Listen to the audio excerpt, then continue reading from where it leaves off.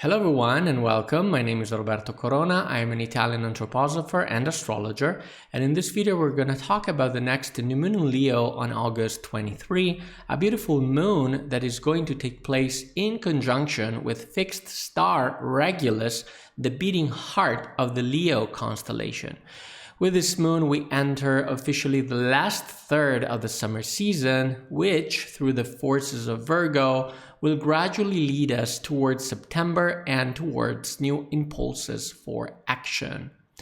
Let's take a look at the chart of the new moon in Virgo, starting as always with the latest changes in the sky, which this time are quite few. On August 11, Mercury finally turned direct, while on August 12, the following day, we had the conjunction between the two benefic planets, Jupiter and Venus, which still appears together in the chart.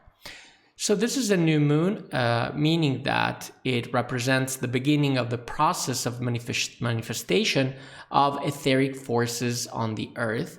And these forces will gradually increase with a waxing moon up to the full moon, working as a sort of cosmic seed.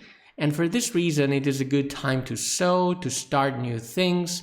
However, this time, this manifestation process will reach its culmination with the next full moon in Pisces on September 7, which, surprise, surprise, will be a lunar eclipse.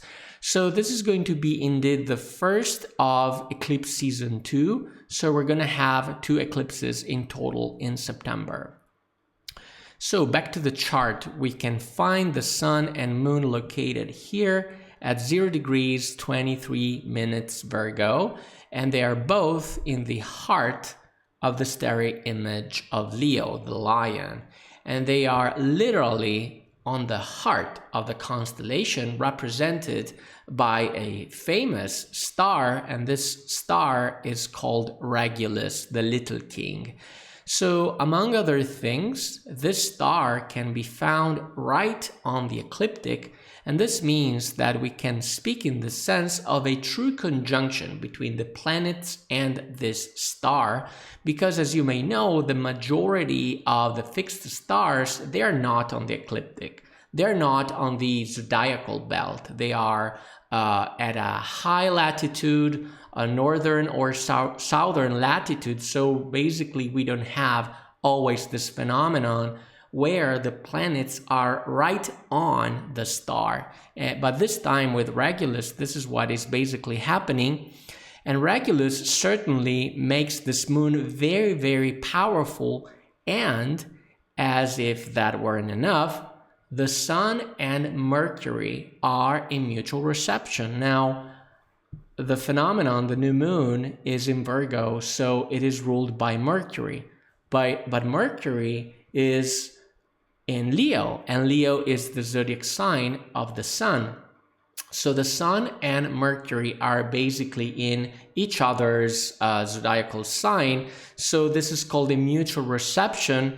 And this means that although the two planets, they don't communicate by aspect, they are definitely creating a very powerful configuration that is further strengthening the chart. And on top of that, we want to immediately point out that Mercury is also making a sextile with planet Mars, Mars being in Libra.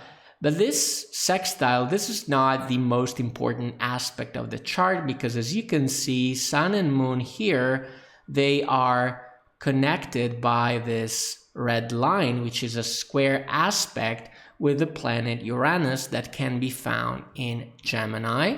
So this is important because the square between the luminaries and Uranus is going to activate and energize the Grand Minor Trine formed by Uranus, that is here.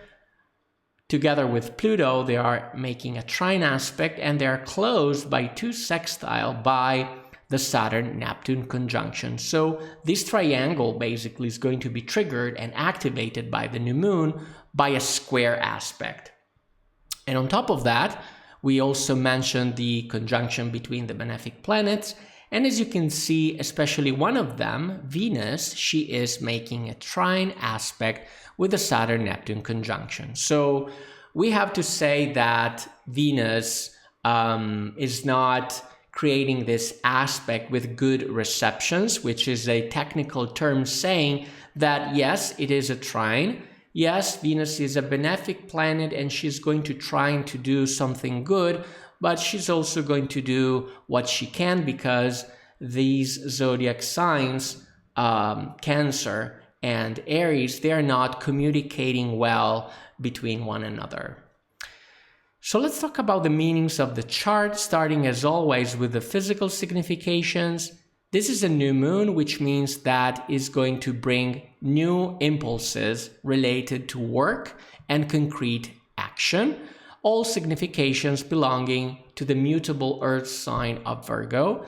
And specifically, we're talking about industrial production, as well as the medical industry and pharmaceutical technologies, because Virgo is connected to medicine in general. On top of that, as we mentioned, Mercury, Lord of Virgo, is in mutual reception with the Sun, and the new moon is on Regulus, the star of the little king.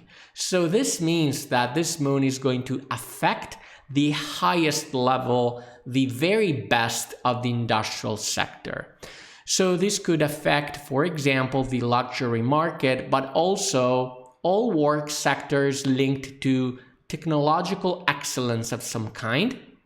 And in this sense, this is important to note, on a personal level, this is a favorable window, this moon, because especially for high achievements or important results, this combination of Virgo and Leo energies is very, very good to get results.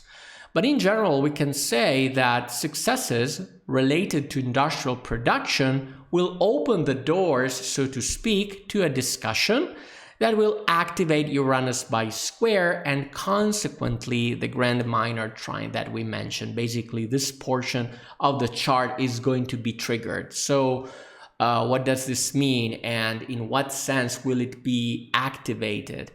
Now, the sextile between Mercury and Mars here, this sextile, this suggests legal issues to be resolved or compromises to be reached. This discussion will somehow ease the square, this tension, this red line, the square between the luminaries and Uranus in Gemini. So what's Uranus in Gemini? Basically, this planet here represents possible turbulence in the markets. Why the market? Because Gemini is the zodiac sign of the markets. Now, this also means that inevitably at this point, the tariffs issue will return to the table, being them represented by the Saturn-Neptune conjunction that we discussed about in previous videos. And in this regard, we have this trine coming from Venus, and she's going to try to really ease down the situation, reaching a compromise that somehow is going to satisfy all the parties involved. So in this sense, the zodiac sign of Leo, we have to say, can also represent the heads of state, these little kings basically represented by the star Regulus, which literally means a little king. And in this regard, remember that Donald Trump has Regulus conjunct his natal ascendant, so this moon will definitely affect him or trigger him. Moving on to the psychological signification, the forces of Virgo represent an impulse to rapid and concrete action, which could definitely manifest as a form of anticipatory anxiety, that form of anxiety that sort of creeps in when you're waiting for something big to happen. And this is especially true for anyone working on an important project or a project that exposes them personally somehow, because, with Leo, we are under the spotlight, right? So I recommend not getting too carried away by Virgo's perfectionism, which expect everything to be perfect, especially when Leo energies are involved, because, you know, in this case, this combination, we have to say, between Leo and Virgo can be related to very high standards, right? So we don't want to push too much in this sense. And this Virgo anxiety could cause definitely tension, represented by the square, and in the worst case scenario, even damage, especially damage related to technology, because Uranus is the planet of technology itself. So lastly, from a spiritual perspective, the new moon is placed on the very heart of the starry image of Leo. Here we are. And in astrosophy, this constellation represents the deeds of the angels. So what are they doing today? What are the angels doing? These spiritual beings today, as Rudolf Steiner describes this process, they are inspiring in the astral body of the human beings higher ideals that will be the very foundation of the next cultural epoch, the so-called era of Aquarius. We are still in the Piscean era. And in particular, they are three, and they are an active form of compassion for every creature who's suffering, a total acceptance of the unique and individual spiritual impulse belonging to every human being, and the consequent transcendence of religions, because we are all unique in a spiritual sense. And lastly, the complete overcoming of materialism that is going to be perceived as a sort of an old fable. Now, today, part of these spiritual forces pass through the tropical energies of Virgo. So we have this starry impulse really emerging from the solar sphere through the tropical energies of Virgo. And this impulse seek to manifest themselves concretely through Virgo, these three, impulses that we have described, meaning that they're going to manifest through brotherhood applied in one's professional life. Now, this brotherhood, this impulse to brotherhood, comes through the awareness that whenever we are at work, regardless we want to admit it or not, we are always at the service of others.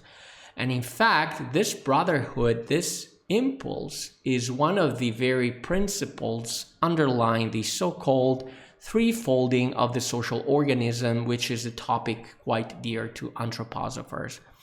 Finally, let's remember that this heart impulse of the lion is completely aligned with the development of the heart chakra, and therefore with the 6 exercises described by Steiner for the development of this subtle center.